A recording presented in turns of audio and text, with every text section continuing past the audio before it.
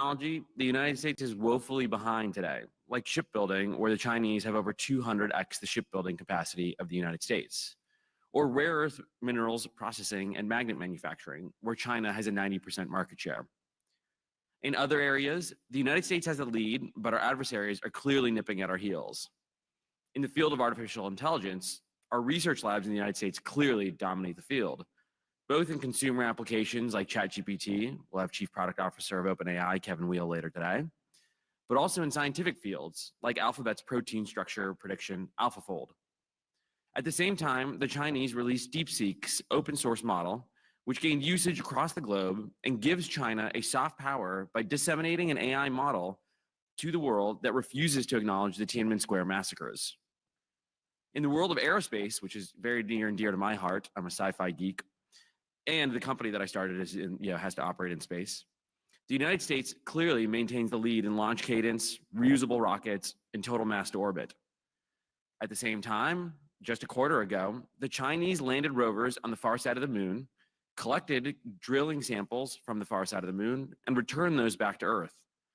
This achievement that the United States has never done, and the last time we actually collected core samples on the near side of the moon, Nixon was president, and so probably a significant portion of this room was not around. Now, the Chinese clearly have clear plans to get boots on the moon in 2030, and it'll be disastrous for the West if we cede the high ground to them. In a dictatorship like China, they're able to execute a full military-civil fusion that enables them to work in lockstep with commercial technologies.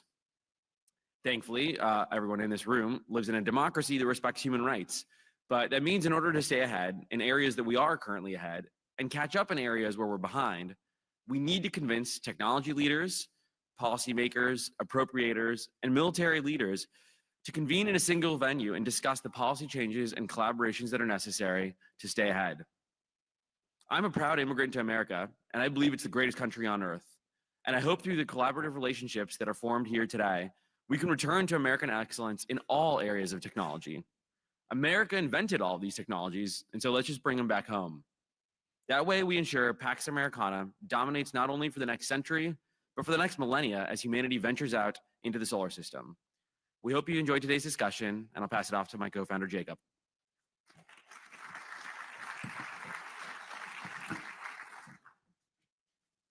Good morning. It's great to be with you. My name is Jacob Hellberg. I am a proud advisor to the CEO of Palantir Technologies and currently President Trump's designee for Undersecretary of State for Economic Affairs. I'm very proud to say that this is by far the largest and arguably most consequential gathering we've hosted yet. While this group has grown to a record size, I see so many familiar faces as I look around this room. And in fact, I see many faces that joined the Hill and Valley Forum 4 years ago. And for those of you who were there, I'm sure you can see just how far we've come.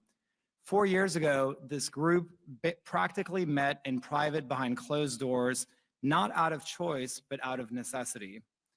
The small group of technologists and policymakers who gathered back then were rebels in an environment where the conformists in Silicon Valley and Washington weren't just on different coasts, but seemingly on different teams. Just recall the reality of that moment. In Washington, it was all the rage to lash out at Silicon Valley for its business practices and behavior. And in Silicon Valley, it was nearly pious and noble to refuse to work with the US government. But look at how far we've come. In 4 short years, we flipped the script. Today, the Hill and Valley Forum has by far become the preeminent gathering of technology builders and policymakers. And thanks to the work of all the builders in this room, we've made the 2021 counterculture the 2025 mainstream culture. And we've done so by asking ourselves a timeless American question: what we can do to help the country, not what the country can do to help us. The partnership between Silicon Valley and Capitol Hill is arguably more important now than it's ever been. It's been 80 years since America has fought its last great power war. That's the same amount of time that's elapsed between the Civil War of the 1860s and the Second World War. Just think about how profoundly different those two worlds were and how profoundly different those two wars were. Technology today is accelerating on every front, and completely transforming the character of warfare. History teaches us that periods of rapid technological change can lead to major shifts in the global balance of power. Upholding American deterrence in the decade ahead will require America to convert today's rapid technological change into hard power. In other words, keeping peace means reinventing war, and technology is the key.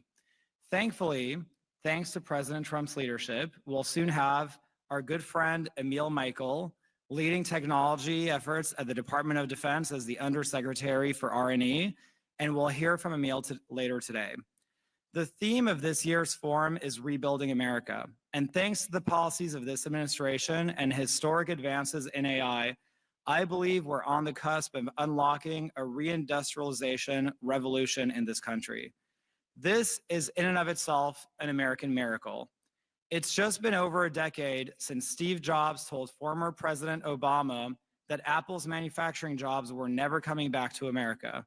Today, that same company not only announced it was moving its supply chains for iPhone production out of China, but it's also investing $500 billion in manufacturing right here at home. But it's not just Apple. Since President Trump was elected, there's been nearly $3 trillion in new private sector investment thanks to his pro-growth, America First policies, which are showing the rest of the world that it's possible to make things in America again. This is something innovators and policymakers are finally on the same page about. Everyone in this room realizes that economic security is national security, and today's program will showcase the most significant advantage we have in the 21st century over our competitors, which is our people.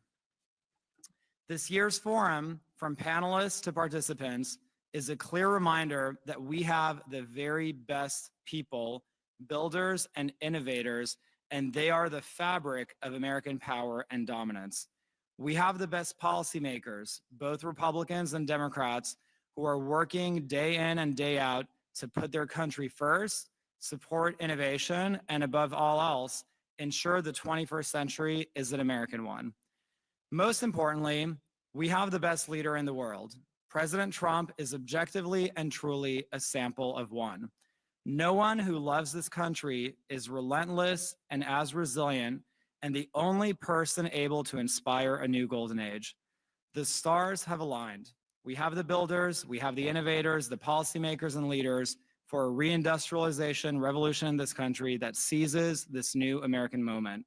And now, without further ado, I'd like to welcome someone whose lived experience embodies the spirit of the Hill and Valley Forum, a former Microsoft executive, a former venture capital investor, a former governor of the great state of North Dakota, and America's 55th Secretary of the Interior.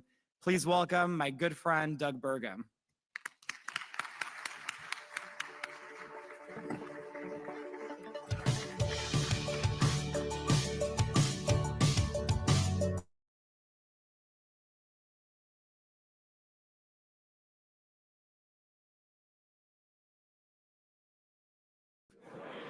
Hey, I forgot you guys have flown from the West Coast. It's actually like 4 a.m. or something for many of you. But first of all, I want to begin with gratitude, and certainly gratitude to the three founders, so Christian, Jacob, Delian.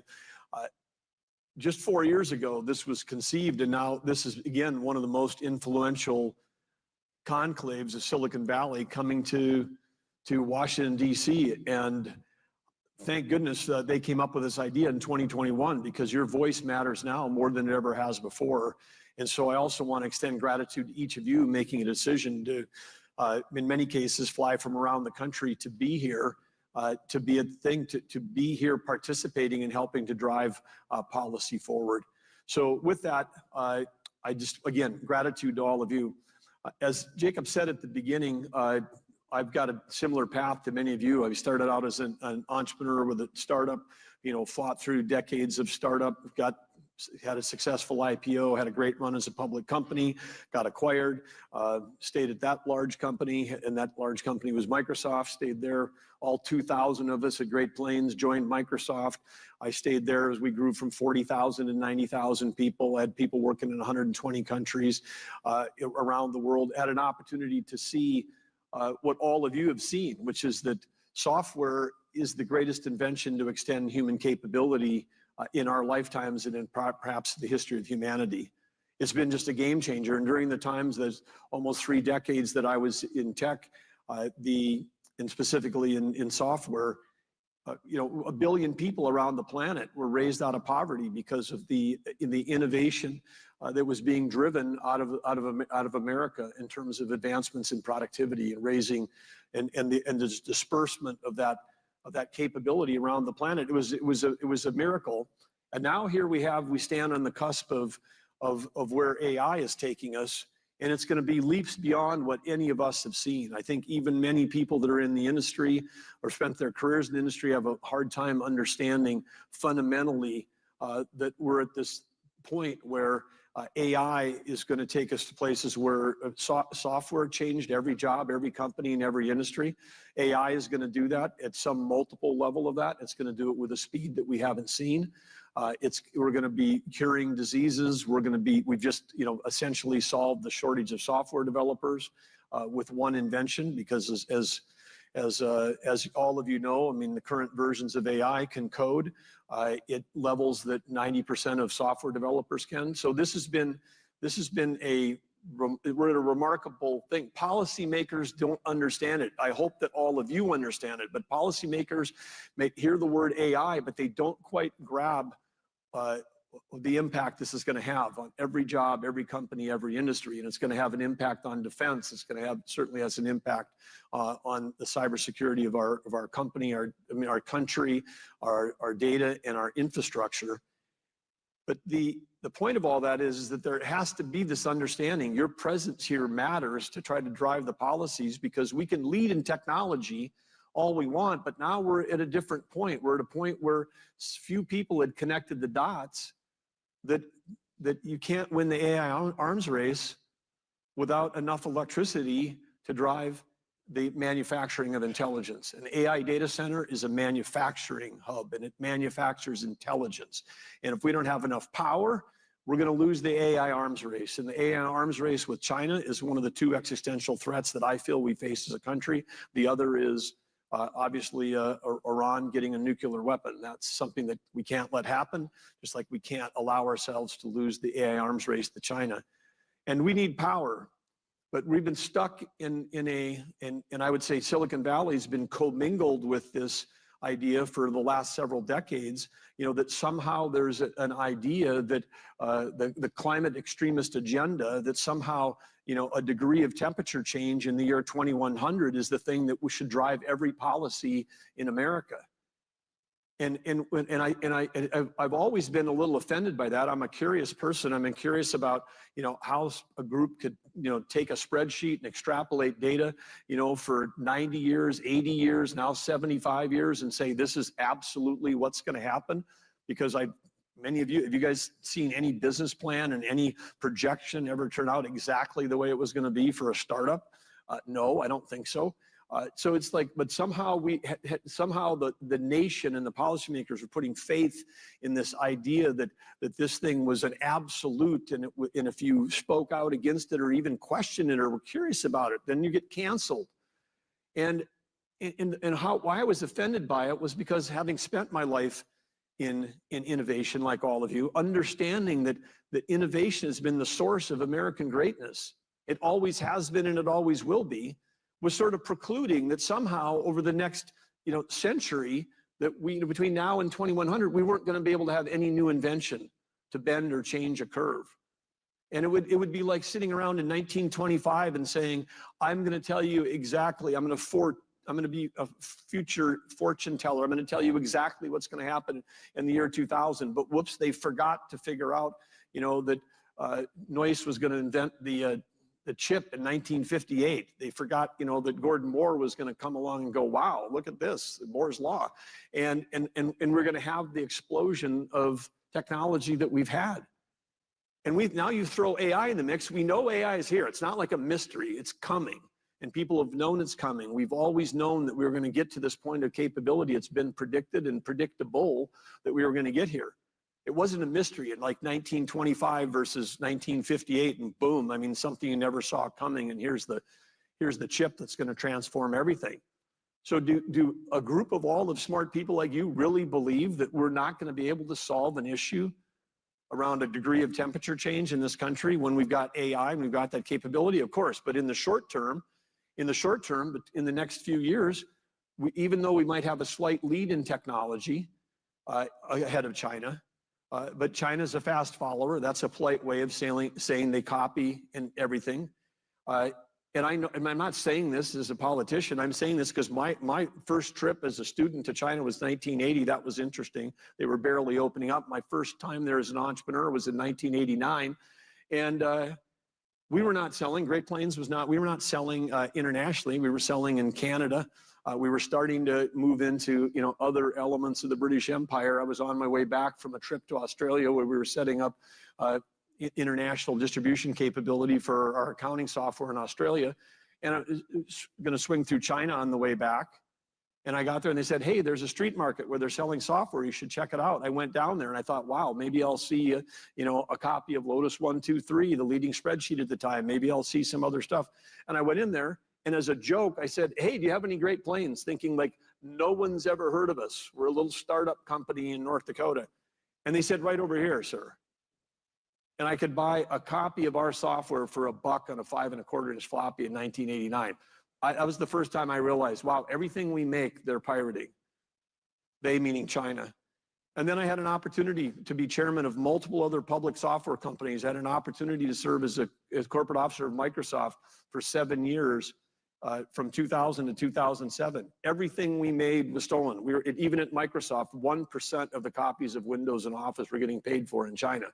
So I'm not standing up here, making pejorative comments as someone who's in elected office or an appointed office now. I'm just saying my life experience is that fast followers, code word for they're going to steal our IP. And so if we have a slight lead in technology and AI, and then you're going to have a fast follower coming at you, you better make sure that we have enough electricity. But that's my point here, is I'm wearing two hats. I'm wearing the Secretary of Interior, but I'm also chair of the National Energy Dominance Council, the NEDC, and it's easy to remember that. Think of AC/DC with the lightning bolt. This is NEDC, because we already had an NEC, the National Economic Council, and you know how many acronyms are in government. You can't have two important organizations with the same acronym. So NEDC, housed inside the White House, our job is to help make sure one of the goals that we have is to make sure, one of the mandates we have, one of the directions from President Trump is to make sure we don't lose this arms race, make sure we have enough electricity to power this country, and make sure we have enough critical minerals, and make sure that we've got enough ability to sell energy to our friends and allies so they don't have to buy it from our adversaries. You don't end up with Western Europe being dependent on an adversary for their energy. So we've got multiple goals that we're pursuing.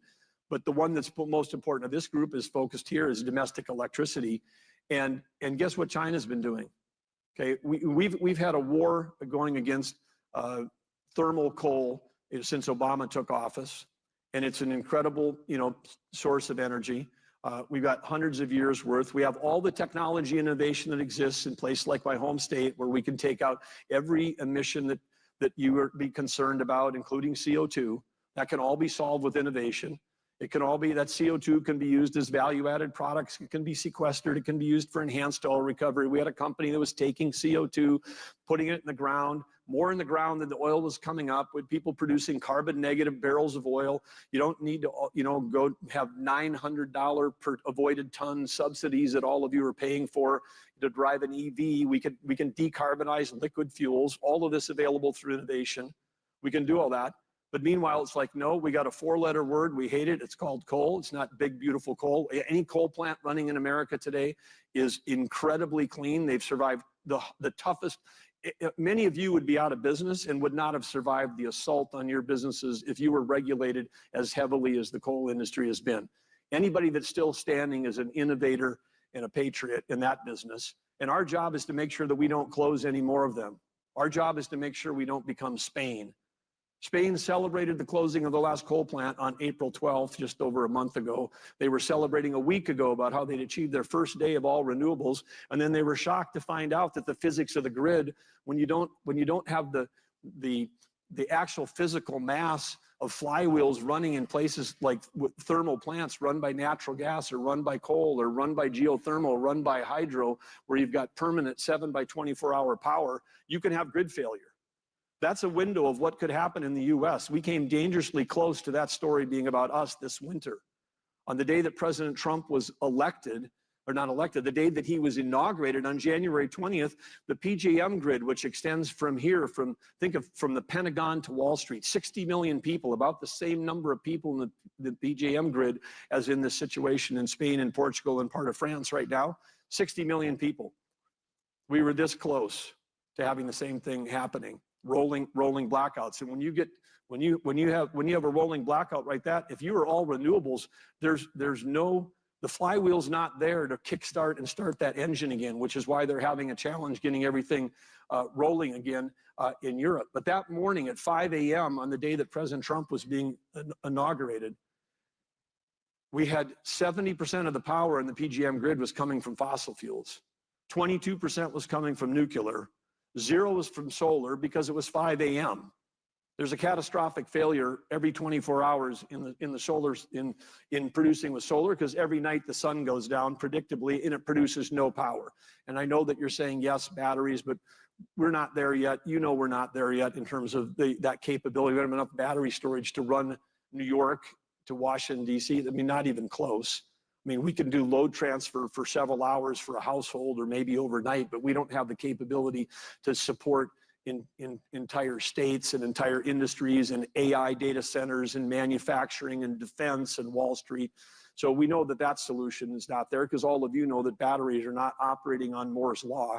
So we were there, but and then I say, okay, so we have 70% fossil fuels and 22% nuclear, and well, nuclear is coming back into somewhat favor, and we're highly supportive of nuclear. We're highly supportive of exploring the cutting edge of fusion. We're highly supportive of small modular nuclear reactors. We know that there's VC dollars, but I think you all know that that's not going to be a solution for right now. I mean, that might be a solution for 2030, 2032, but right now we're facing a real existential threat, China.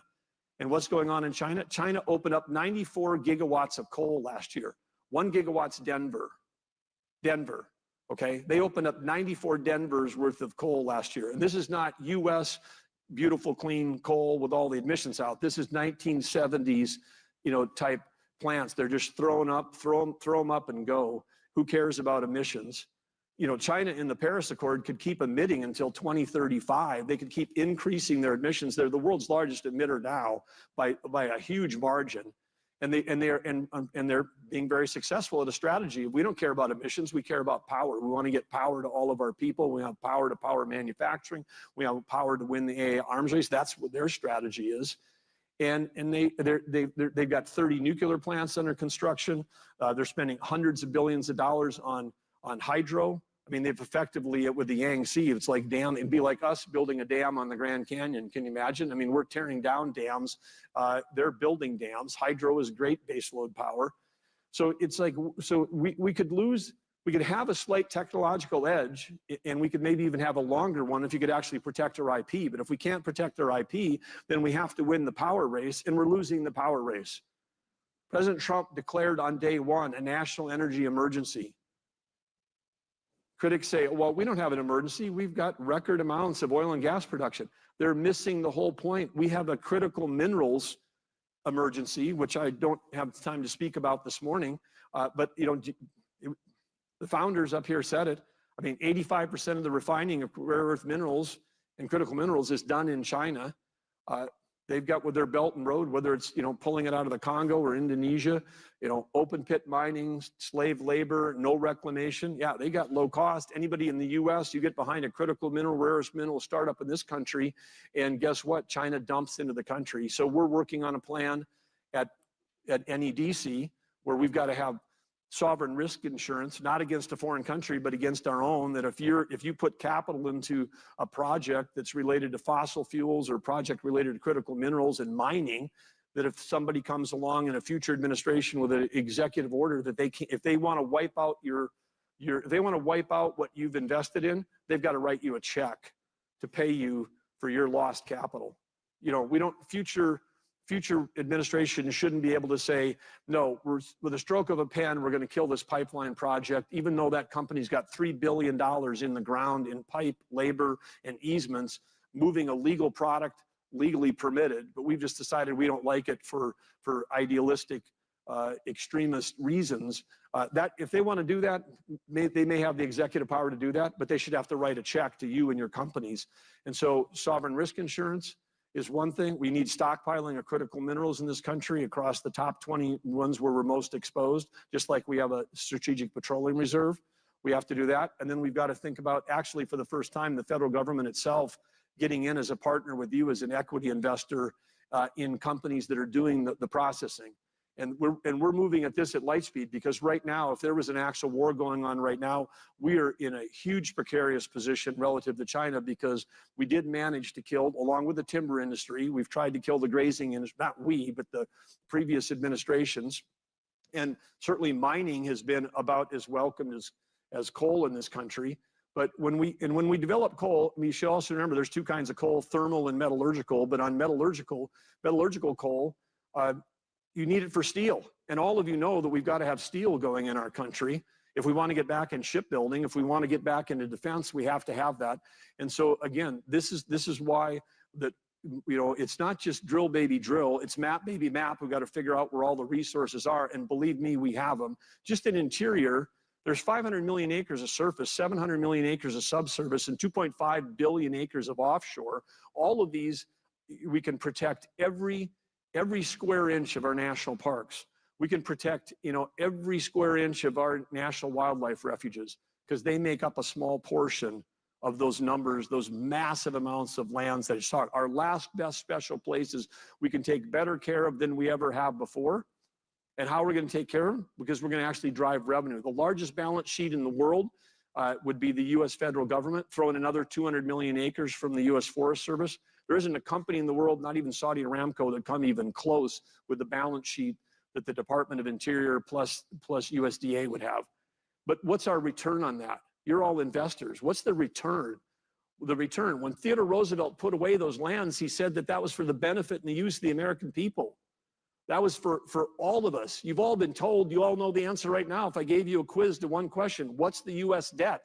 In your head, you're all saying to yourself, 36.5 trillion, because you all know the number. If I said to all of you, next question, what's the asset side of that same balance sheet? How many trillion on the asset side? If there's 300 of you here, we'd have 300 different answers, because there is not an answer in Washington, D.C., because you could maybe go over to Treasury and they'll tell you, here's what our financial assets are. What's the value of the 500 million acres of timber and land and rare earth minerals? We got a rough estimate last week, just the coal resources in this country could be worth 8 trillion, just the coal on public lands, not the coal that's on private lands. You know, we just found out last week there might be 23% more oil and gas underneath the Gulf of America than was previously thought a month ago. We know that now that there's an opportunity to develop critical minerals from undersea mining and do that safely. We have such an opportunity to get a return for all of you and your children and your children's children, get a return on the amazing assets that is the natural resources of this country. If we want to balance the budget, if we want to reduce interest rates, we have to thoughtfully do what Theodore Roosevelt said, because he said that conservation was as much development, sustainable development, as is preservation. And so we have a huge opportunity in this country going forward. We can win the AI arms race with China. We can have enough power to power our cities. We can build grid security. We can support all of you. And we can get back in the game where we're not relying on imports for all of the things, because we've shut down American development across all of our public lands. And in closing, I want to say, I'm sure that you're saying, hey, I've got a bunch of team members. That's great. You said that. We're here in Washington. But all of the people that work for us, you know, still believe that, you know, that we've got to save the world. We got to save the environment. We got to stop, you know, cutting any trees. You know, I mean, and we stopped cutting trees, you know, after the spot at all. Now we burn more board feet of timber by many, many tens of millions a year than we actually harvest. Okay, we burn it because we got uncontrolled forest fires because there hasn't been forest management for 30 years in this country on public lands. And that it kills people, it kills communities, it kills jobs. Interesting. But if we were doing the forest management and we were harvesting the timber, all of you would be participating and receiving a check because the federal government, when we sell timber sales, we get money in. When we fight fires and come in afterwards and have to spend tens or hundreds of billions of dollars on recovery, that's all coming out of your pockets. Do you want to get paid or do you want to pay?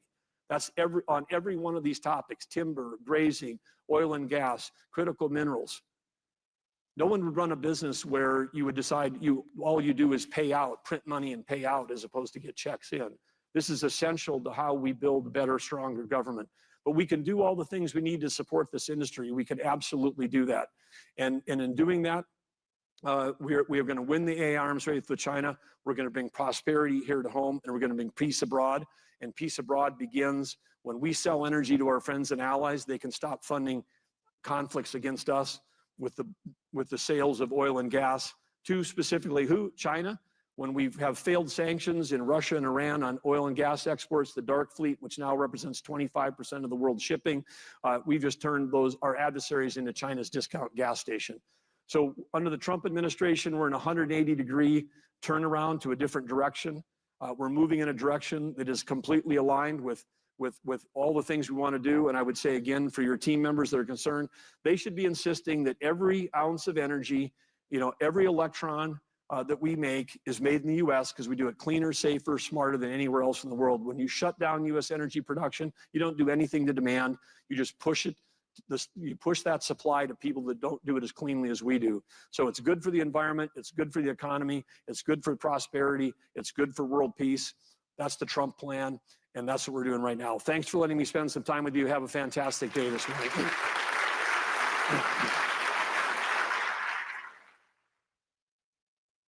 And now, a special address from Senator Bill Hagerty.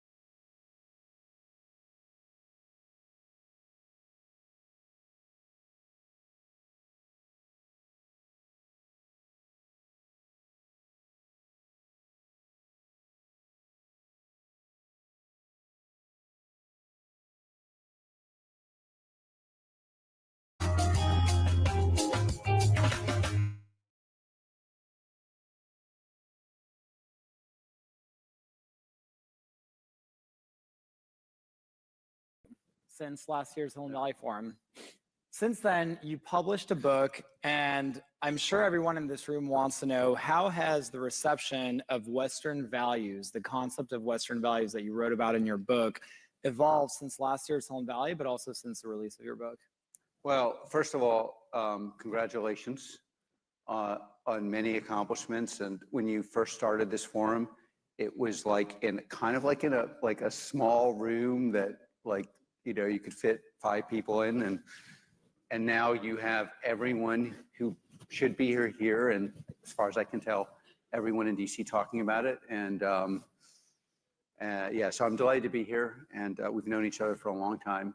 And yeah, so first of all, I wrote this book, which The Technological Republic. The biggest surprise, honestly, is that anyone read it.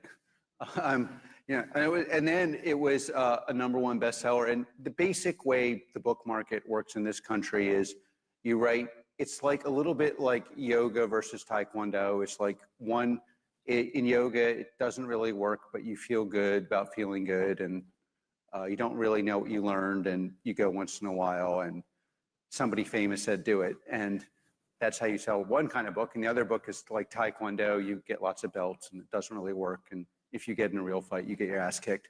And that's how you sell a book. And we had neither, and it's a real book. And there's and it's not, by the way, like by Palantir, although obviously that's the logical conclusion of everything. And then to top everything else off, it's kind of intellectually erudite. And the central thesis is the obvious truth that Western society, defined by meritocracy, rule of law, and honestly, mostly by competence, is superior, and that very few societies are willing to have a plan of any kind where they could be around in like 100, let alone 1,000 years. And then there's a lot of discussion of how you could organize something so it's actually highly competent, so meritocracy, and then kind of unique structures of what we do, at least at Palantir, which is low hierarchy, low title, high competence, some stuff actually stolen from the SAS and from German military Auftrag. So you get a mission, and then you have a lot of authority there, and considering a lot of the world is kind of powered by Palantir-shaped things and ex-Palantirians. To your question on the reception, I think it's been, the Valley was a place that, went through a lot of phases. The beginning phase of the Valley was Silicon Valley post and during World War II, where the Valley built products that were useful, raised the standard of living, and was the center of cohesion in America and the Western world. And then at some point, there was the whole consumer internet where people figured out that a few people get wealthy, and if you said platitudes that were obviously stupid, you could. You're getting wealthy off of killing Palestinians, with Palantir kills Palestinians with their AI and technology. Oh. You're killing my family in Palestine. Yeah. And What kind of person are you? How do you sleep at night? Well, Shame on you. do you want to hear my answer? Sure, go ahead. Okay. So I think the primary cause of death to Palestinians. Okay. Do you want to hear the answer, or do you want to yell? Well, you don't want to hear an answer? Obviously. So the primary source of death in Palestine is the fact that Hamas has realized that there are millions and millions of useful idiots that will. This is why you don't get a platform to speak, because you are killing my people and you're justifying it because of Hamas or anyone else. Can we get security up there? Okay. One of the most. How dare you? Okay. How dare you? Your AI and your technology from Palantir kills Palestinians. Mostly terrorists. That's true. No, it's not. If you say mostly, so it's okay to kill. Okay. Look, if your argument was so strong, wouldn't you let me talk? It's so strong. It's so strong. It's so strong. Your argument is okay. That's. Thank you for.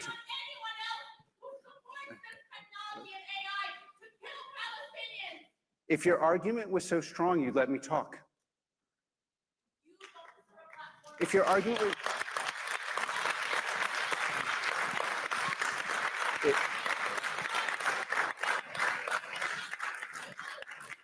By the way, just as an ipso facto thing in my book, if you have an argument, thank you.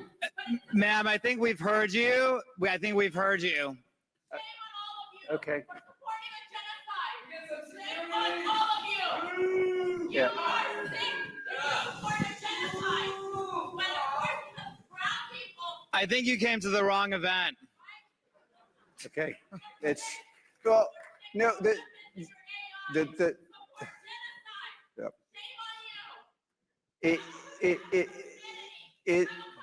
How about, like, okay, if anything, Okay, have a great day. One of the most important things, first of all, I really support free speech. So the part where you get up and say what you think, I'm 100% on your side. Like, if you want to come in here and accuse us of doing bad things, regurgitate where I'm a sick, bad person who's doing it for power and I'm enjoying watching people suffer. Okay, great. I 100% support her right to say that. But the thing on our side that we have to fight for is we have to fight for a right to discuss and say our side of this or my side of this. And like, one of the most important things about the book, which you may not want to read, is you don't need to read, is if your argument is that strong, why will you not let the other side talk? And there, it's like obviously, if the argument was as simple, and by the way, the pain of Palestinians is something that everybody, and anyone who dies in war, obviously people care about, I care about that. The obvious solution to war is to have the West having the strongest, most precise, deadly weapons possible so that we can minimize unnecessary innocent deaths. And by the way, the primary way you minimize these deaths is you're so strong no one attacks you. And that's how you actually do it. Now, there are many sides to this debate, but one of the things that's really frustrating in the West, honestly, is I kind of call it, I spent a lot of my life in Germany. I'm kind of pro-German culture, especially where it actually works, which you could argue in many ways it's not. But it's like what I would call probably incorrectly, the greenification of our society, which is, we kind of all support something like climate. I think most people support regulated immigration. You have 20% of your society in Germany who are just radical to the point where the ideas make no sense, but they 100% believe, and then they end up controlling the policies of the whole society. And the responsibility we have who want pragmatic, real world solutions, like, of course, wars lead to innocent deaths. What do you do to minimize the death? Why did October 7th also include how were there security lapses? These are really important questions. Could it be done better? How would you do it better? What is America's role? Who do we sell to? Under what conditions? Who controls the technology? Does America control the products we produce? At what point, if we're going to have generalized deadly AI, does the government have a responsibility to control who owns it, who runs it, what is it used for? Is there a sense in which you have to be politically and culturally aligned? Can you have a discourse of discussion? These are all completely legitimate topics. But if we who disagree with being shouted at do not stand up and say, fuck it, we got to fight back, at least talk about and force discursive discussion, they will win. And by the way, it's not that there's not anything legitimate in what they're saying. It's like they take it to an extreme where it's obviously absurd. And by the way, and where it's very much linked to, what happened in the Mali, she believes I'm evil. I believe she's an unwitting product of an evil force, Hamas. That she unwittingly is part of their strategy, that she is a product. And the most important thing, arguably, in the book, or what Palantir, or what you could learn, is do not become a product of an ideology that sounds sensible. Because the minute you become a product of that ideology, you'll be weaponized. And like the consumer internet version is we become more divided and less smart and less happy. The political version of it is you won't let anyone provide a different opinion because, of course, that person has to be evil. And the opinion that is actually probably less productized is more nuanced. And then, quite frankly, because you also probably have to make implicitly adopt an ethical hierarchy. So the hierarchy of my book and our company is the West is superior. It's simply superior because we can have this discussion. She can yell, I can respond, and we have to fight to make sure that breaks down. And then the other part of that I actually think is, and the thing that scares people about AI is scary, which is that it can be abused. It will give great powers, much more power than they otherwise would have without it. And it will lead to a hierarchical disparity, which will lead to how the world is governed, which is why we have to win this in America. Because if, in fact, another great power gets this technology and has the ability to more or less precisely target, more efficiently target, more accurately use actual devices that currently work, which is like hardware, software, hybrid devices, they will define the world order. And that world order is going to look like the person doesn't get to speak or they only get to speak. And that's what I do not want. And that actually is what we have to fight for. And Alex, if I could just add something, in cases like this, in the freedom of this country, you're attacking the US government. People vote with their feet. What is happening in Gaza is a disaster, and you are responsible, Alex. People vote with their feet. In the freedom of this country, these protesters are using our democracy to attack our system of government, and we support their freedom of expression. But it's important to remember that the freedoms they enjoy here, they would never be able to cause this circus in Gaza. And so it's important to keep that in mind. So shifting gears a little bit. I haven't had this much fun in a long time. Maybe I should come back tomorrow. This is like I'm actually a reformed academic, and I spent most of my life. There are many Palantirians here actively hiding my dyslexia. It's probably the only thing I've ever hidden. Like I probably should have hidden more of my personal life, or definitely should have hidden my political views. I should have, I got lots of people to quit Palantir. I didn't want to quit by telling them things that were seen insane or offending them, which I apologize for sometimes. The dinner table basically was, obviously it wasn't just shouting, but like discursive. And there usually was an aunt or an uncle who was occasionally over who would pull something like this, but it was usually from the far left. It's like, but the means of production are so stacked against the working class. How can you have a view? So it's somewhat cathartic. So in this room, we have a lot of builders who want to build great products and who want to build great companies. Obviously, Palantir is now, I lose track of the market cap, $220 billion market cap, depending on the day of the week. What are some of the organizational lessons that you think have made Palantir a great company? And what advice do you have for policymakers to make our government culture more efficient and effective? By the way, I believe we're in our infancy, but I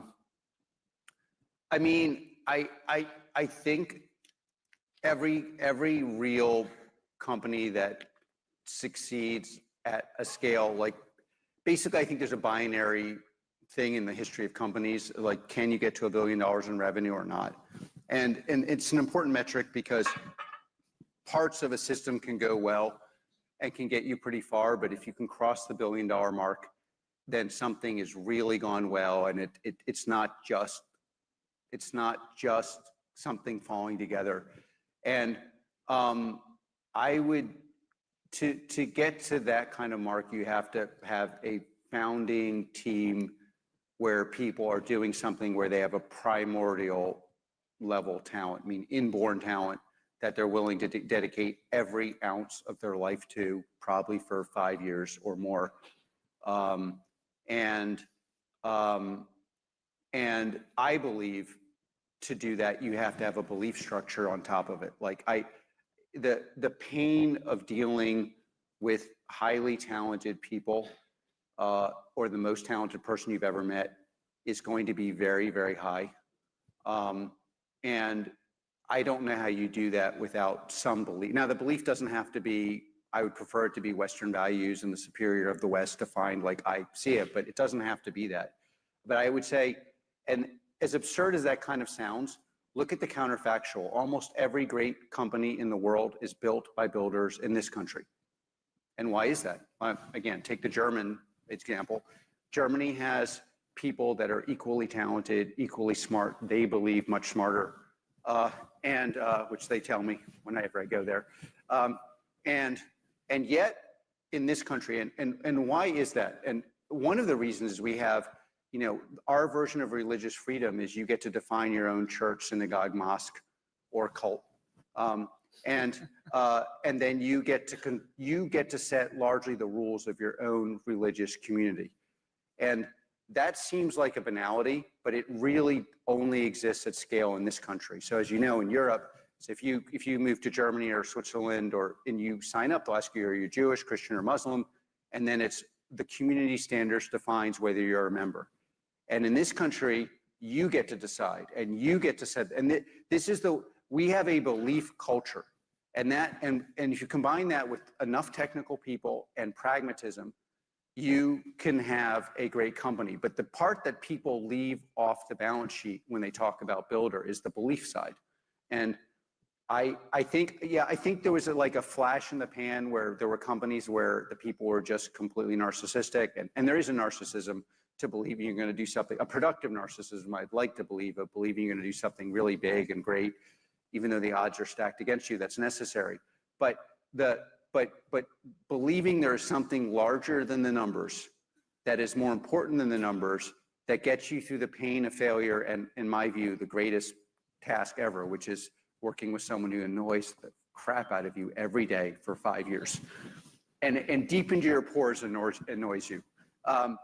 It requires belief, and then I think especially now, you really obviously have to have something that is actually differentiated and actually deep and hard to do. Now, deep and hard can be a combination of tech depth and an ability to sell into a difficult market, like breaking into the US government to get them to buy something that they couldn't measure, couldn't see, couldn't feel, couldn't test software was really hard.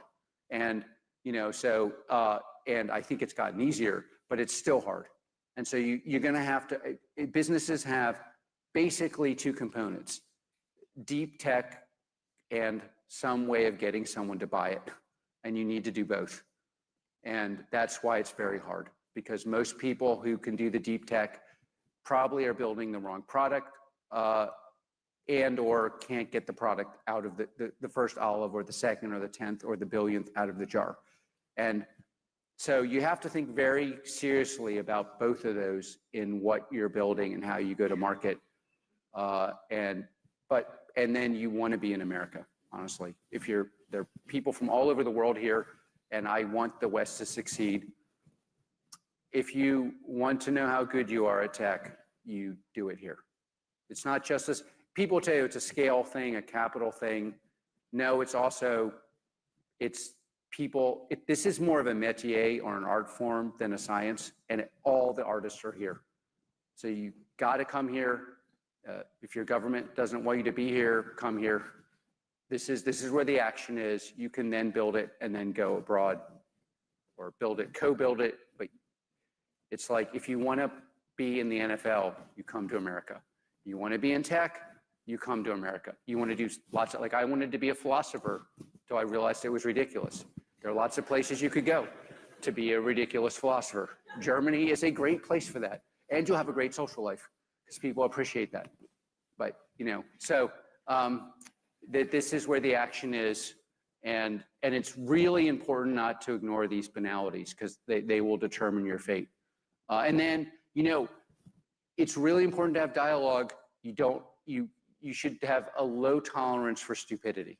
I mean, in public, when you're talking to people, you really want to steelman it's a contradiction, but you want to steelman everything you encounter. How could this stupid thing actually be true is a really important question. But if the stupid thing is actually stupid, no matter, and if it comes from a world-class wealthy person, it's still stupid. It's stupid, but again, you can't just write off things as like, this is obvious. You have to spend a lot of time figuring out, is something that otherwise looks dumb actually smart? And that's hard to figure out.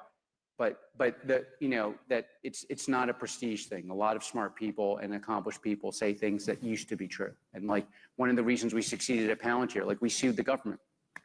I've told the story 1,000 times, so some of you've heard it. But I sat here and the most famous people sat there and they said, if you sue the government, everyone will know you're an asshole. And I'm like, God, I don't really view myself as an asshole. I didn't realize coming out as being, and so, and we sued the government. And they were right that it was really stupid, and I was right that if we didn't change the way procurement was done, this nation would not be strong and good, and we would fail. And there are a lot of people here in this room who, have great companies because of their innovation and their hard work and their dedication to specialized talent, and also because we sued the U.S. government, and now there's something like meritocracy. So you're still shooting uphill. But shooting uphill and shooting like to Mount Everest while they're dropping grenades on you is a different story. So Alex, in closing, these two protesters was actually my secret way of creating the perfect segue to talk about your assessment of America's policy in Israel post-October 7th. And I wanted to ask you, where does Palantir, I mean, as a philosopher, you opine a lot on cultural issues. And Palantir took out a full-page ad in the New York Times post-October 7th to say Palantir stands with Israel. Where do you source that moral conviction? And can you explain to us a little bit why that's so important to you? Well, I mean, I think at the end of the day, moral conviction is just conviction. And for better or worse, we have it at Palantir, and lots of people don't agree with our convictions. I do think having moral conviction is one of the main it's too simple to say you have clarity of conviction and therefore you're going to succeed. That's not true. But it is, I do think the inverse is also much harder than people think. Without any kind of conviction, I think it'd be very hard to stick with. We had 17 years of where everyone was short Palantir. I mean, everyone. I mean, so, and we stuck with it, and and then also the kind of highly meritocratic environment comes with pain. And so you need conviction to get that to work. And flat hierarchy means everyone's telling you're stupid all the time. So you need conviction to get that to work. But on like the general, the West has to survive. I think we have a way of ordering our life that is very special and is very underappreciated, often by our elite institutions, especially. And if we lose it, we will lose everything that makes everything work in this world. I don't know exactly where the source of my personal convictions come, although it's more just a belief structure. But I'm very proud we have them. And I think as importantly, like every time we reach a new milestone, so $1 billion, in each segment of our company, or one of the more important attributes of it is you win arguments in this country and industry by having conviction that leads to big tendies, which is a retail investment way of saying money. And so if you want to convince the world that you're right about something, and you're a builder here, one of the best ways to do it is to build a great business, because everyone will listen. The stuff I'm saying now is arguably the same stuff I've been saying for many, many years. And it wasn't that worth, it's like, so I think you you win arguments, and you win arguments by basically building a castle of success and letting people look at it, and then they basically assume that the way you see the world. And by the way, again, this is kind of in the book, but one of the most important interactions I had was a very poor graduate student. It was so poor, I had this family in this rural village that gave me a coat. And in Frankfurt, there were, of course, in Frankfurt, no one knew a fascist during the war. Like everyone was, and in this village, people were like, yeah, I was basically a Nazi, and I talked to them. And one of the most important things I learned from them was, it was the fact that America and American ways of thinking made them healthier and wealthier and happier that changed how they saw the world much more than anything else. And if you want to change how people organize, if you want to create a discursive environment, if you want to widen the aperture of access to things that work, educational reform, including AI, meritocratic institutions across our society, including universities, you've got to show it in action. And then people will judge you by the fruits you bear. And that will have an enormous impact. And so, one of the reasons I think a lot of us still fight, both current Palantirians, ex-Palantirians, customers, partners, investors, fight for us or defend us, or at least tolerate things they may not exactly agree with, is because they know we're fighting to get something to actually work. And that is actually how you shift the dialogue. And if you want to steel man, why are they yelling and not talking? What are they building? One of my favorite things, I have most of my family is left of center. And one of my favorite things is, and I view myself as a classic liberal.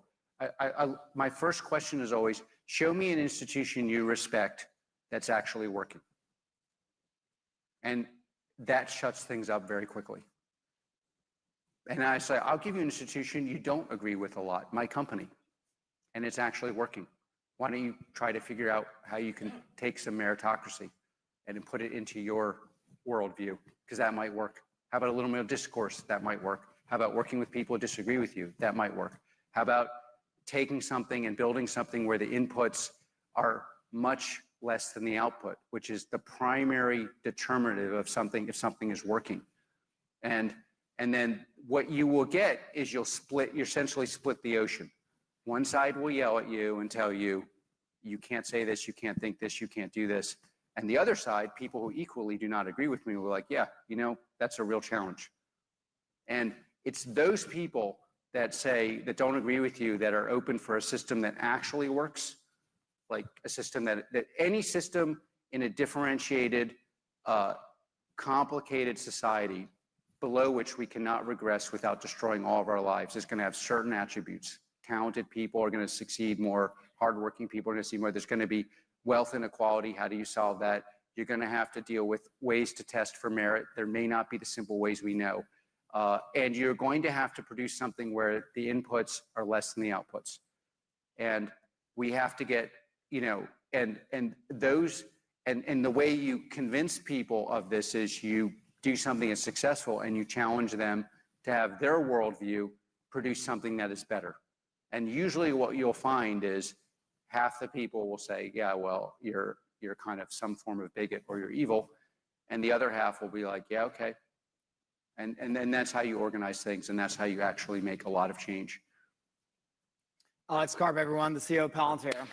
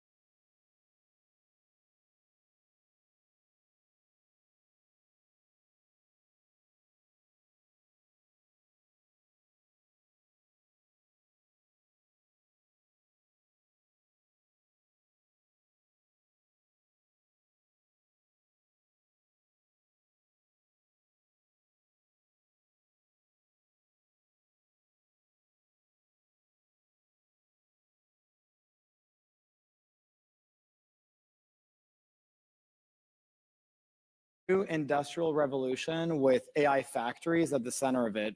Can you explain to us what is an AI factory and why is it important to understand in the 21st century economy? AI. Oh, we've been talking a lot about AI over the last several years. It's multifaceted, and I think it's helpful to look at it in this lens. First, of course, AI is a new technology. It's a new technology in the sense that it's built differently than software of the past, and this new software can do things that software of the past could not do. And so it's incredible technology. All the things it can do, all the things that we have to do to keep it safe, all the amazing things that it's going to enable, fantastic. So there's the technology layer. The second layer, which is rather new, in the last technology industry, software production, it was done by humans typing. Now we have a new industry, and this software is produced with machinery. So you need a large supercomputer, you apply electricity to it, and what comes flying out of it are tokens. And these tokens could be reformulated into numbers and words and proteins and images and videos and three-dimensional structures. And you could reformulate these tokens into all kinds of things. We call it intelligence. And so this machinery, this machinery looks different than the machinery of the past. And I call it an AI factory because it does one thing. Every single day it's producing tokens. And the layer above that is infrastructural. And this is the reason why we now internalize that AI is likely going to be quite an extraordinary industrial revolution in the sense that this new technology is going to enable a new industry that I just mentioned, AI factories, the production of intelligence, but it's going to go back and revolutionize and transform every other industry. And so all of these tokens are going to go into healthcare and education. One of my favorites is education. I use it every day for education. Financial services, engineering. We use AI every day for software programming and supply chain management. It's about to go into manufacturing and so on and so forth. And so when you think about it from these three layers, it's very clear this is as transformative, as impactful as electricity was before, and it's going to revolutionize every industry. So it's an industrial revolution.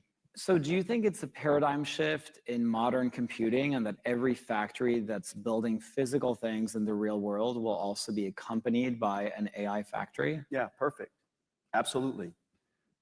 Every company that makes things today, so long as they move, so let's say you make lawnmowers, and it could be Caterpillar, and or they build construction machinery.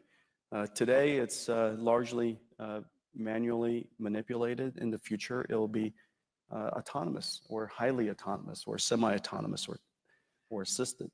And when it becomes autonomous, then it'll be software defined. And so you're going to have to produce those tokens, those software that feeds that tractor. And so in the future, every company that builds things will have a factory that builds the things that they sell, and then they'll have another factory that builds and produces the AI that runs on that thing that they sell. And so it's very clear when you look at car companies. Today's car companies largely make cars, but it's very clear that in 10 years' time, every car company will also produce the tokens that runs in those cars. You've talked a little bit about physical AI, the concept of physical AI over the last year.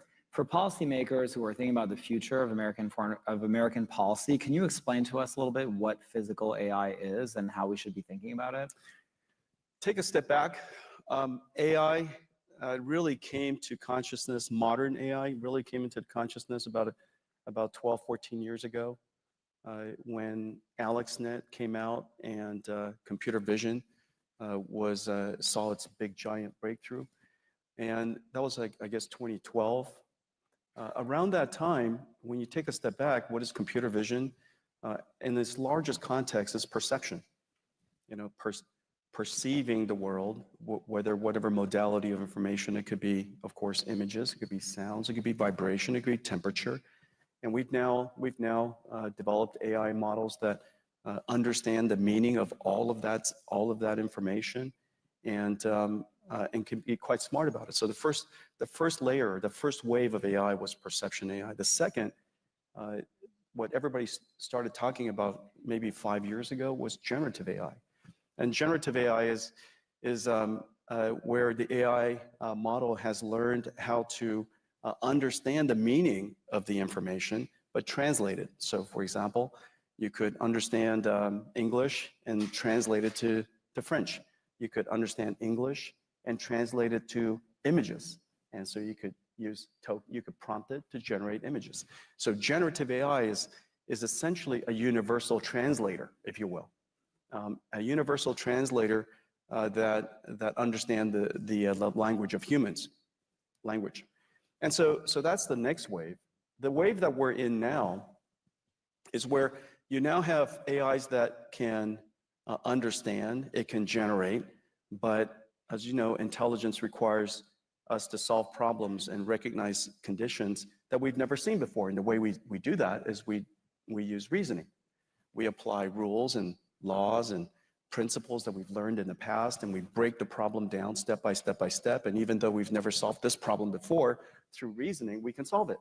Okay, and so one of the unique capabilities of intelligence. And so we're now in this age called reasoning AI, and reasoning AIs allow you to produce a form of digital robots. We call them agentic AI, agents. It has agency.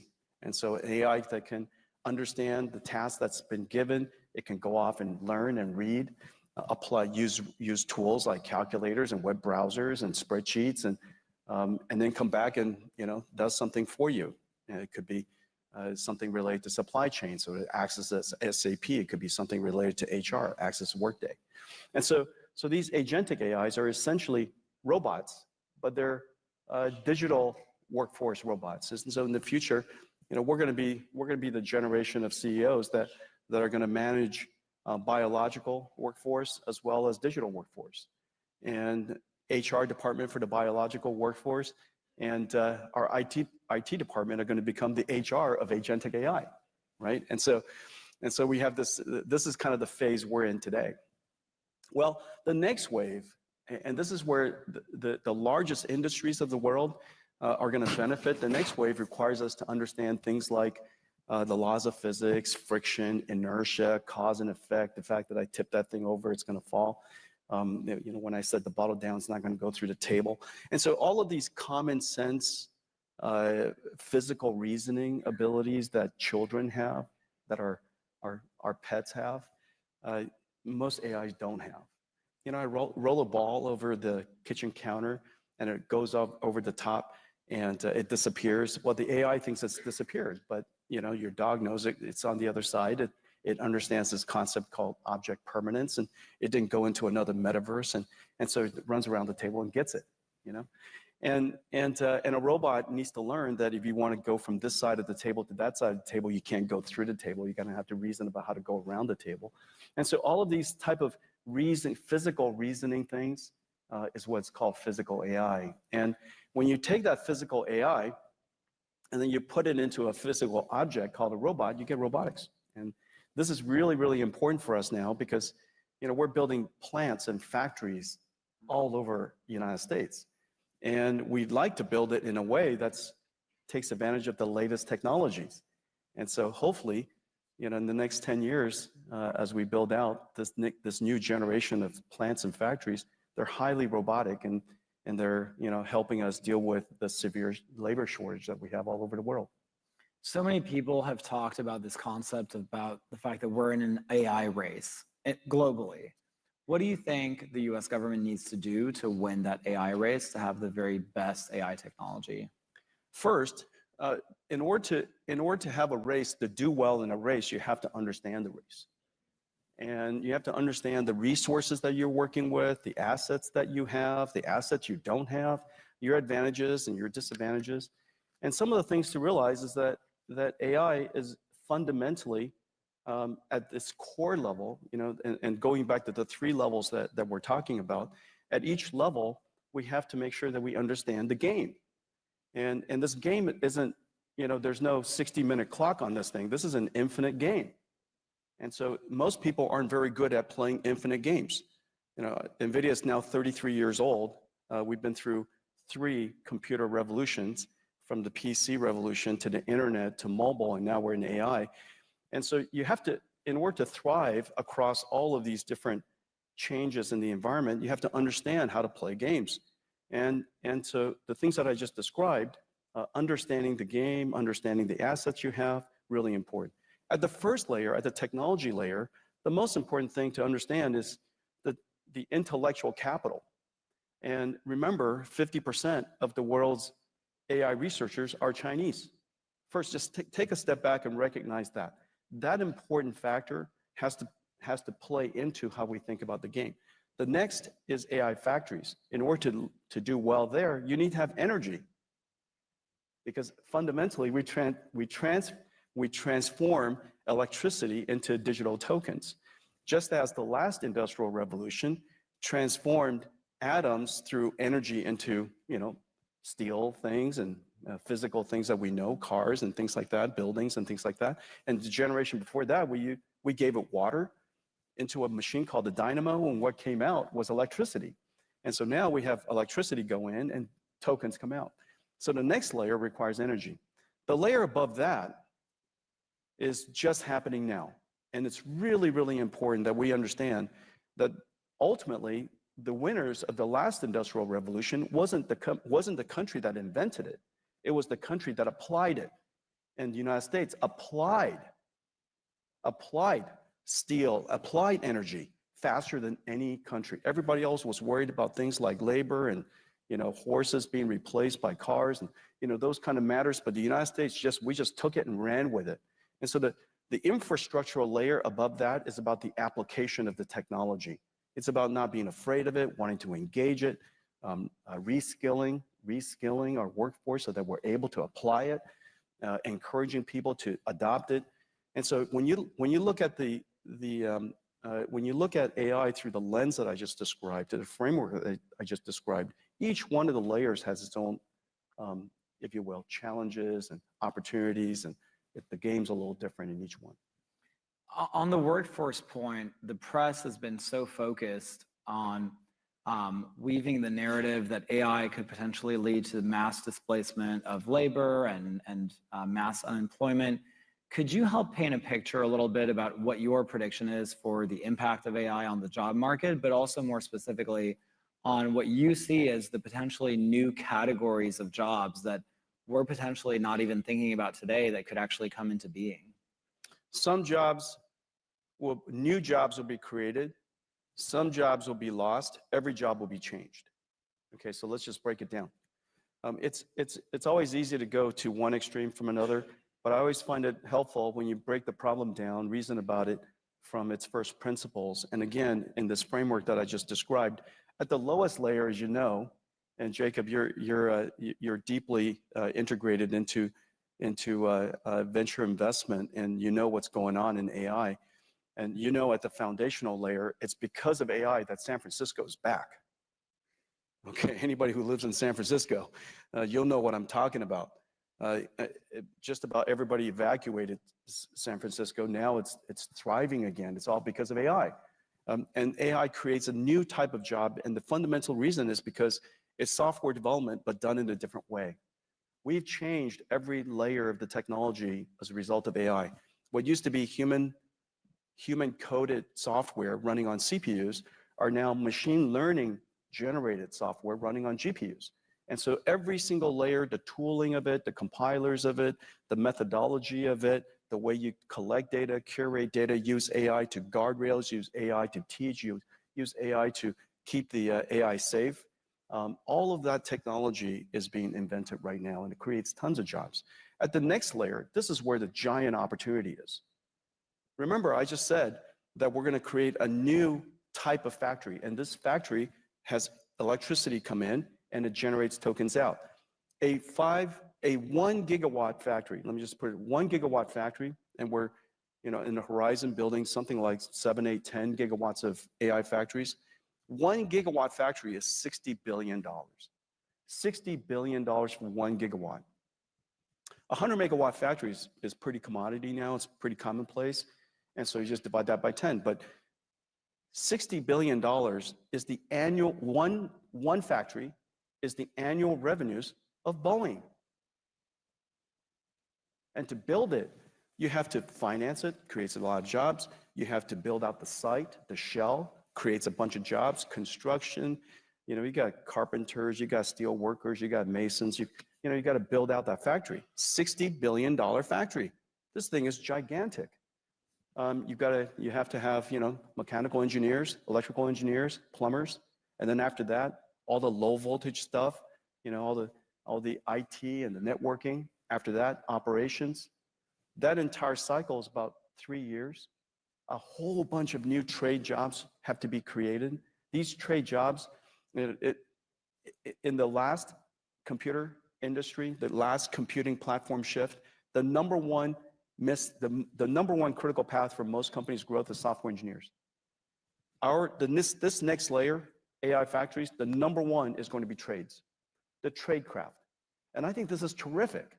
Our country needs to acknowledge that tradecraft is respectable work and it's critical work and it's necessary to build our country.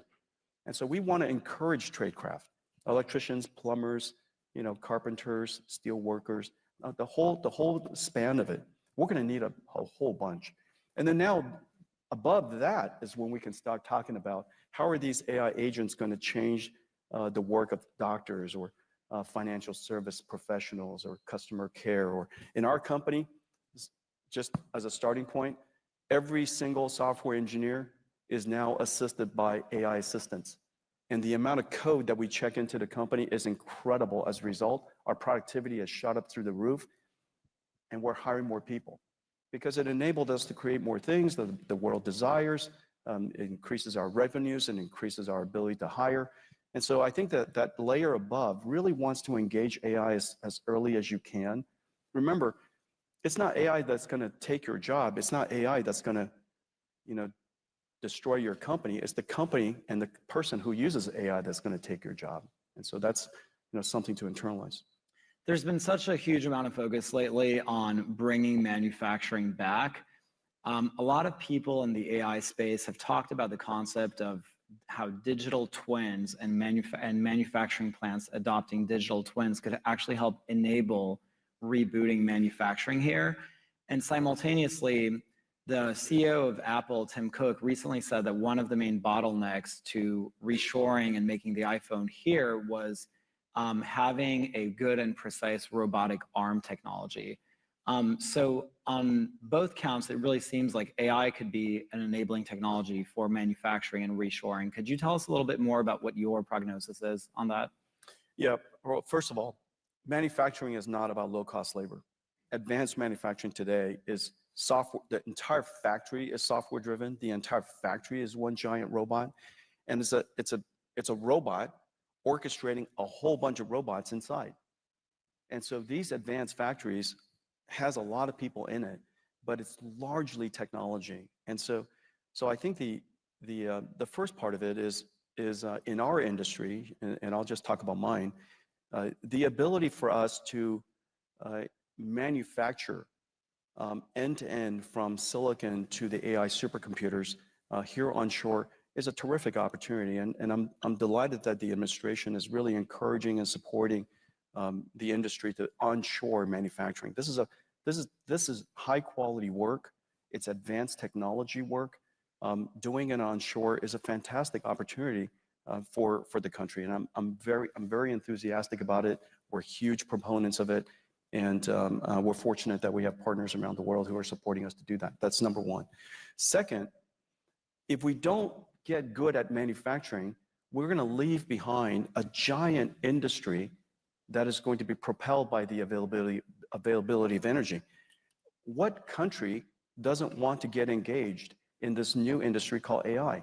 Why would you not want to produce AI? Why would you not want to engage in one of the most advanced manufacturing? It's manufacturing. It just happens to be numbers when it's done. And just like it was electrons at the last industrial revolution, most people couldn't understand that you could create this thing through a machinery called dynamo. Now we call it, Nvidia AI supercomputers. But back then, a dynamo, what came out of it was invisible. It's electricity. Don't touch it, but it's electricity. It's electrons. And now, it's a new form of electrons. It's numbers. And so, of course, we want to engage in this new industry. And in order to do that, we have to have manufacturing onshore. Now, the thing that is absolutely the case, because manufacturing is so technology intensive, we should do it in a digital twin first. We should do it in virtual reality first. Nvidia designs the most complex systems in the world.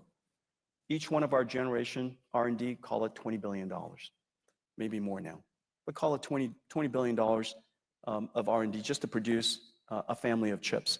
We designed those chips completely in their digital twin. They existed for months and months and months, long before we ever produced it. The moment I produced it, I know it to be perfect. I know it because we've simulated it, exhaustively, and we emulated it, and we put it into its paces. We should do the same with digital factories. These factories, large factories, we should completely create digital twins, use artificial intelligence to create these digital twins, operate it, virtual integration, integrate these magnificent structures completely digitally, operate it, optimize it, and use it for planning your output completely digitally. And in the future, every factory will have a digital twin version. In the future, and I'm hoping every human will have a digital twin version. Every car has a digital twin version. Every building has a digital twin version. Every city has a digital twin version. So this idea of digital twins is happening now, and it's all happening because of artificial intelligence. Jensen, my last question for you is, what is your expectation on the timeline by which we live in a world where AI-enabled robots become a ubiquitous part of everyday human life? First of all, a self-driving car is a robot. Now, it's taken us about 10 years. And now Waymo is, in cities all around the nation and is doing fantastically. And it's terrific to see the Waymos driving around in San Francisco and other cities. It took about 10 years. Robots will take less time. And the reason for that is because we can constrain the environments where the robots operate. And so the robots don't have to be as general purpose as a car. Once you're in San Francisco, you got to work in every street and every single condition. And so in the case of a robot, we could be a lot more constrained. From the moment that something is prototypable, fairly functional, to the time that it becomes high volume product, call it 5 years. And so we have quite high functioning robots today. And so in some 5 years time, we're going to see, robots get pumped out of these factories. And every car company who makes cars today will be very good at building robots. They just have to get good at the software part of it, the AI part of it, but that technology is really, fairly available. Jensen, thank you so much for joining us. Yeah, See you thank you, everybody. Everyone.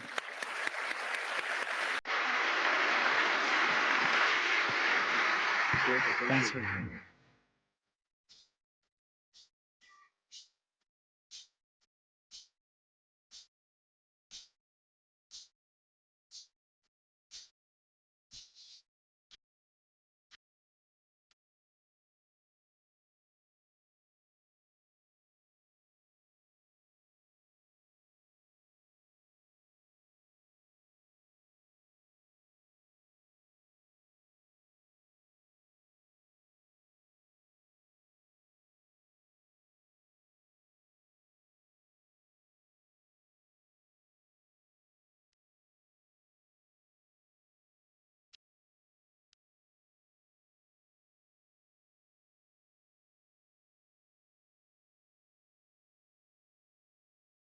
And now, a special message from CEO of Oracle, Safra Catz.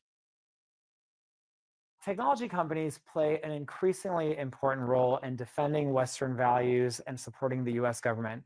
Can you describe how Oracle sees its role in that space and how you as a leader have approached that responsibility? Yeah, we actually take that responsibility very seriously. There is nothing more important ultimately than making sure that our warfighters and our entire defense industries have the absolute best. Really, the things they need are always critical to what we do at Oracle. Remember, we started working for the CIA way, way back. That was our very first customer. And after that, NSA. So our whole really are the center of everything we think about is how do we get the very best to the people who are spending their time defending all of us and defending freedom. And so for us, that has always been job one. Our entire commercial business actually just gives us scale to be able to put that energy behind keeping America and its allies safe. So, in the last few years, companies have had drastically varied responses in confronting moral issues that have come up. Can you share an example of when Oracle stayed true to its moral compass in the face of a moral issue? Well, you see, we always try to do what we believe is right. The way we run our company is as owners, not renters. We make decisions because we think they're the right answer. Decades ago, we decided not to go to China. We decided that our technology was simply too valuable, too powerful to share it with the Chinese government, the Chinese military. When we built a cloud, we didn't build a cloud in China, specifically because the requirements made us feel that national security of the United States would be at risk. When the Hamas terrorists attacked Israel, we immediately got behind Israel to help their military establishment work and fight this off. We did a lot of things for our employees and for those in need, millions in donation to Magen David Adom. But in some ways, one of the most important things I thought we did was we put on all our websites around the world in local language, we stand with Israel. And anyone who had a problem with that, they had a problem with us. And the truth is that that strong statement actually wasn't pushed back on. Even in countries that you would think Israel might not be very popular, my whole view was if you're with rapists, murderers, and child killers, we're not interested in working with you. What we actually found is that in every country, our business went up, not down. And we didn't think about that when we did it because we thought it's important to stand with the ones that were right. And I'll tell you, it wasn't even a hard decision. And we've made many of these decisions, including when Russia invaded Ukraine. We helped our Ukrainian employees immediately evacuate, often under fire. We resettled their families so they'd be safe. That's always our focus. I'll tell you, many times we have found that in times of trouble, if you are calm and know the difference between right and wrong, you're in a very safe place. And it actually gives strength to our employees and a real understanding to our customers of where we stand. AI is now a top priority for the US and its allies. How do you think that the United States government can leverage AI to defend against foreign threats on this growing digital battlefield? This is a very important moment. And it's quite a challenge, I think, for our government right now, because though for decades the world's most important data is in Oracle systems, they are in many, many of them. And the problem when they're in stovepipes is they're not really AI ready. And one of the things we're actually working on is bringing all the data together into modern clouds, we have a product 23 AI, which is just the Oracle database, but it also has vector capabilities. So it can take all this data and have it consumed by these amazing AI large language models, which are just getting better I'd say every day. And it is imperative that we take advantage of the data we have because our adversaries, they are committed to using it. I remember I was on the National Security Commission on AI a few years ago, and this is before the baby talked, before large language models really showed their power. But even then, we saw our adversaries using AI to a level that should have alarmed us, and it did. And us here in America, it is imperative that we get ahead of them because every single really every single victory and defeat ultimately in history is about who absorbed the newest technologies, whether it was industrialization, steel, or oil, or whatever. Now it's AI. It's AI technology. It's cloud. It's being in the 21st century. We've seen a huge shift in how the world sees America since the election. Do you think that America is on the cusp and in many ways already experiencing a new golden age? I think this is the most exciting time we've ever had. I mean, we're just a few weeks into the new administration. I've spent a lot of time around Washington. The opportunities are huge. One day after the inauguration, Larry Ellison was already in the White House with Masayoshi Son and Sam Altman talking about Stargate. He's been in there multiple times since then. People are investing, people are excited, and this is an unleashing of the real American spirit.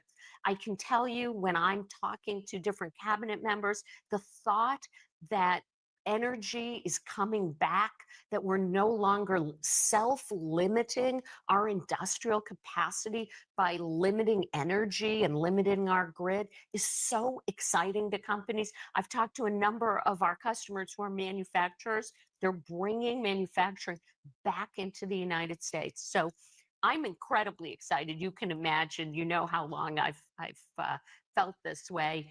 This is, let's just say, this is a very blessed time, and we couldn't be more excited.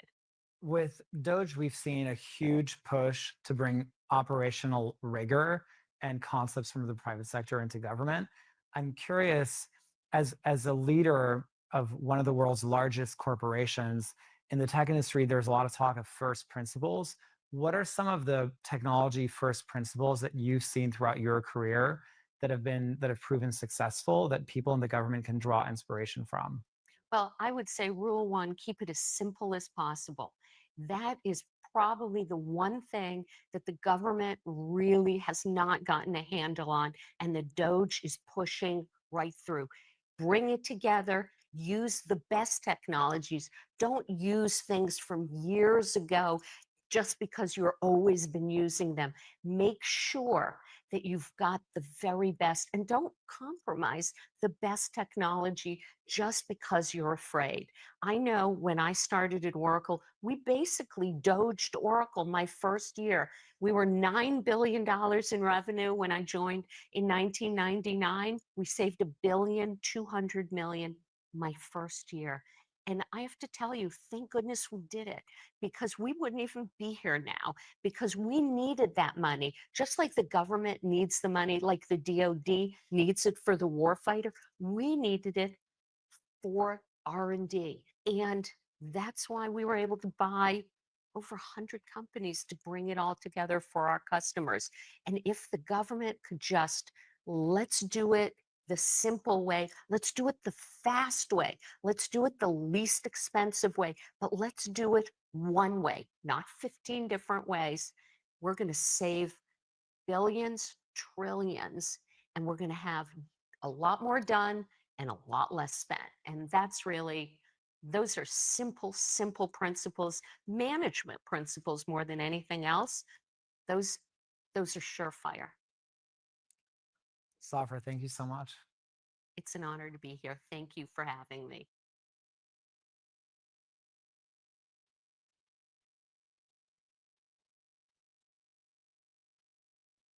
Now